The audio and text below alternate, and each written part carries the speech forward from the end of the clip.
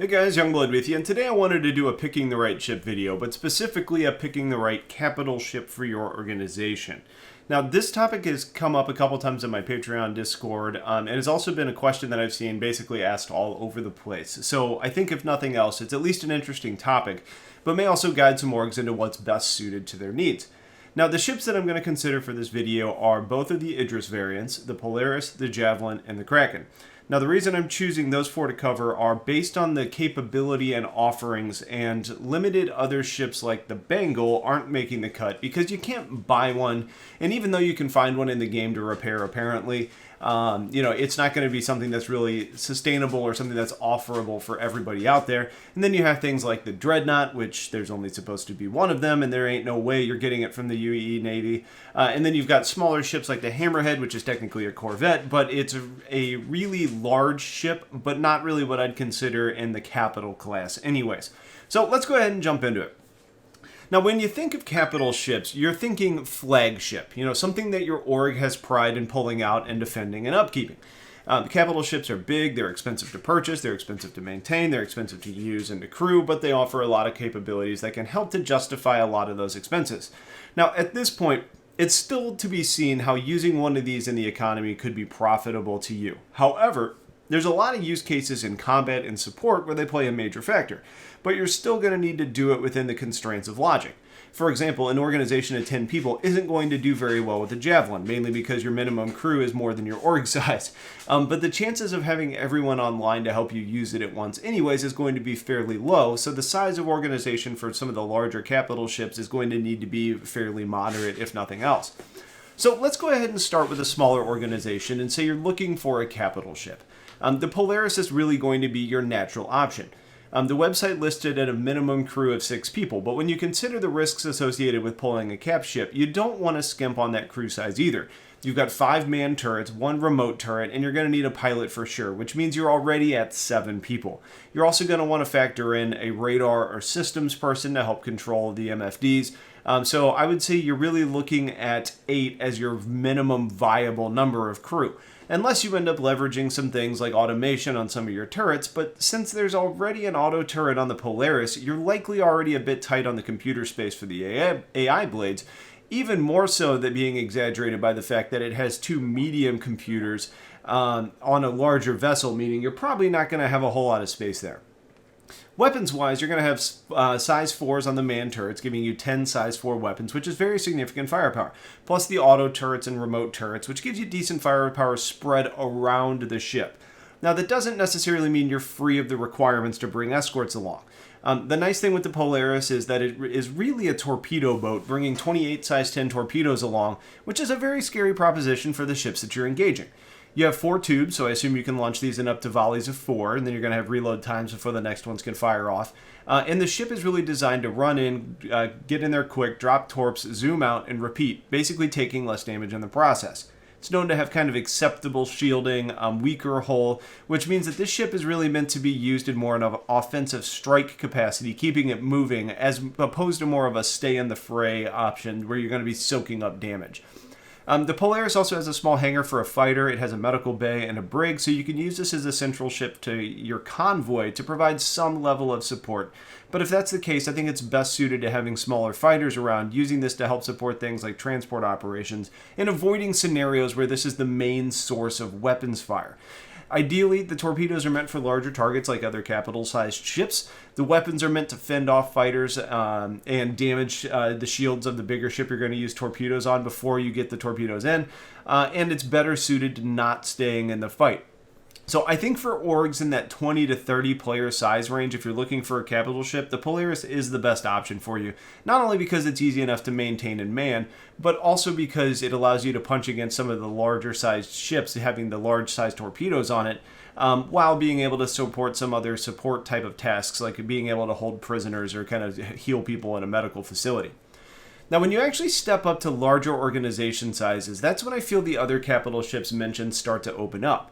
The Idris says a minimum crew is 8, the Javelin says 12, with the Kraken being unknown, but based on all of the positions available on all of these ships, I think those numbers are pretty significantly low. But when you go to compare them and say what the best option is, that's where we really get down to the approach being different and why one may be better for you than the other. I think if you really just look at the armaments and fighter offerings, they do things very differently. Now, for the sake of argument, even though there's an Idris with a railgun and one without, even the P, the one that doesn't come with the railgun, has the option to equip one. And with the difference in firepower, that is basically going to be on everyone's wish list. So we're going to really just say that it's an Idris with a railgun, a Javelin, and a Kraken as your options. Now, the Idris's main damage generator is the size 10 railgun, which is spinal mounted, meaning that the focus of the flying is going to be pointing at the thing that you're trying to split in two. It's not gimbaled. You can't move it around, so your ship, which is big and slow, needs to be pointing at whatever you want to hit. Now, aside from the railgun, you also have another large weapon to help you do damage to other large ships, being the size 7 STS turret designed to be able to impact other big ships. Now, the rest of the weapons come in the form of size 5 turrets that have 2 guns on them each, which will be your main defense. Now, those guns are big enough to have some impact to other larger ships, though I think range may be a limiting factor there.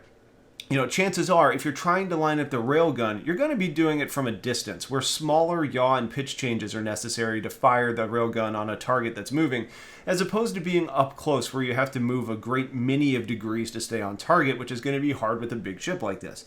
Not to mention how fast a railgun round travels, you're really not going to need to be super close to be able to hit the target that you want.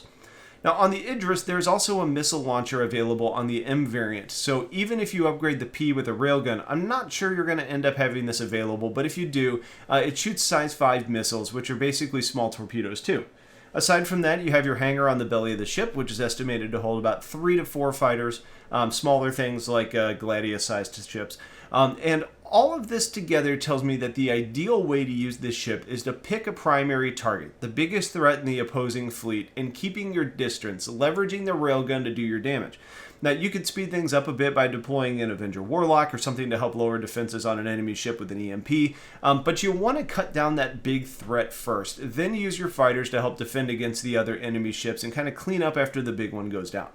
Now, the Idris is capable of dealing a great deal of damage, and depending on the other enemies in the area, it could be capable of sticking it out in the middle of a fight and being a nice home base for your crew, especially against a contingent of smaller vessels. You just don't necessarily want to leave it sitting there against a bunch of other targets like torpedo bombers, for example, and just letting it get damage and damage and damage. You want to make sure that you're eliminating threats as quickly as possible and then coming back to the ship. Now, the Javelin does things in a much different manner. Being the largest ship of this bunch by far, it's really going to be the brawler of all of these ships. It's also more expensive by a significant margin. The exterior of the ship is lined with 11 size 6 manned turrets and 2 size 8 remote STS turrets, plus 32 what is said to be size 12 torpedoes. Now, I don't think they're actually going to be that big, considering the Polaris was said to have the largest, and that has size 10s. So we're just going to say it has significant torpedoes that are unknown size, but the Javelin is big enough to certainly support size 10s if it needs it. Ultimately, what that means is that the Javelin is meant to be big, scary, and tough. Basically, you get it into the middle of a fight and let the weapons surrounding the ship just pound it out against fighter targets or larger targets. It doesn't really matter. You've got a lot of big weapons. Now, it's more of kind of that battleship brawler of the group. It's really designed to slug it out. It can soak up a lot of damage. It can deal a ton of damage. And it does offer a hangar that can fit a Redeemer or a Hoplite-sized ship, but it's not going to take advantage of the fighters to the same extent the others can do. Now, that does mean that this ship is also going to be capable of handling ground engagements by dropping people in from your drop ship, which opens up that gameplay. Where on ships like the Idris, you're not really sure if you can fit them on there, but you would probably be able to land one of those on a Kraken. So it's just a little bit of a benefit here that you do have that internal hangar to be able to kind of organize a landing party. Now, the last of the group is going to be the Kraken, which has some significant weapons, mainly 4 size 6 manned turrets, 4 size 5 remote turrets, 1 size 8 STS turret that's manned. The Kraken is more of a carrier, though, than the other two, having 4 smaller fighter-sized landing pads as well as 2 medium-sized landing pads as well that are going to house ships that are kind of cutlass-sized. Now, the idea here is that you're bringing weaponry to the fight in the form of what's on the ships that you carry, which is more than that of the others, while still having good firepower on the ship, the Kraken itself, as well. it's not as sturdy as the others, so you're going to want to make sure that you're using fighters to help keep enemy threats away, and you're leveraging your defenses to keep ships away as opposed to necessarily using them in an offensive capacity. But especially the size 6 and the size 8 turrets can still help out against other efforts against larger threats. But regardless, you can sort of see how these perform differently with the Idris sitting back, the Javelin running in, and the Kraken just coordinating with the fighters to make good choices. I almost see the Kraken using a variety of ships. I think a Gladiator is a perfect example of something you would want to have on the Kraken, because now all of a sudden you're bringing torpedoes in a smaller form to be able to increase your offensive output. Potentially having EMPs from some of your ships would be helpful too. It's really about customizing your attack plan and then leveraging the Kraken to mostly be defending itself, but with a couple guns really going in and attacking the larger ships. Now, aside from the best practices, there are some differences in the offerings of these ships as well.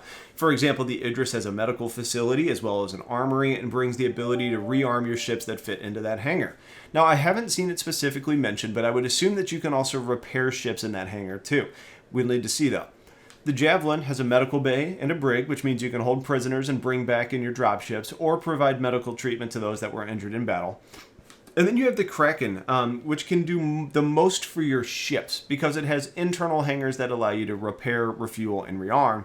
However, you are missing a brig and a medical bay for people. And yes, you could keep a Cutlass Blue on the deck for prisoners, or you can use a Cutlass Red for medical purposes.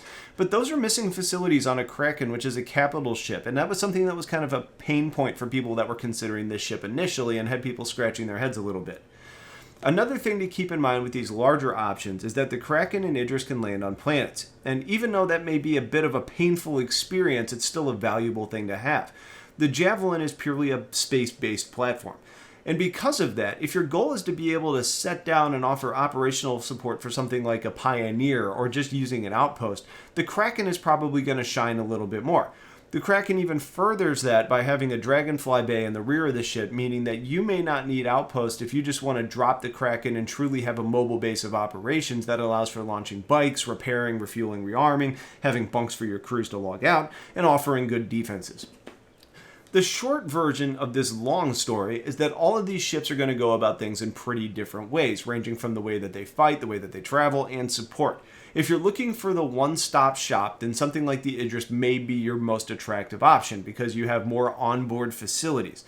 However, if you don't mind supporting your base with ship choices, specifically around medical, then having a Kraken really opens up the most gameplay and frankly the most support for your fleet possible.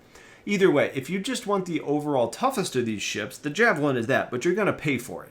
Now keep in mind that a Javelin that a player actually starts with is considered to be a stripped down version from military specs. It's basically a used ship and is basically a project card that you're going to need to upgrade over time. For me, I personally think the Kraken is the best capital ship for an organization to have because in all reality, you're still going to want something like an Apollo around to do medical stuff, but also help with search and rescue. So the lack of a med bay isn't a huge issue. And maybe even something like a Crucible to help with the upkeep on that capital ship and then other ships in general. And it also supplements the internal hangars. But ultimately, many of these capital ships are going to require some level of fighter support anyways, right? And having a carrier that can bring them along and support them through upkeep is going to be a huge benefit, and that's going to be hard to top with the Kraken. So obviously, read into this. Use your personal use cases for your organization. What best suits your organization's needs? How do you like to play? And then start to play through the way you like to do that because it's a big investment, not only financially, but with your time as well. And it's good to kind of start thinking about how you want to do things in the verse because it might point you to the ship that you end up choosing. So that's it for this video. If you guys have questions or opinions, please get them in the comments. Otherwise, I appreciate you watching. Stay tuned for a lot more coming soon, and have yourselves a wonderful day. Take care.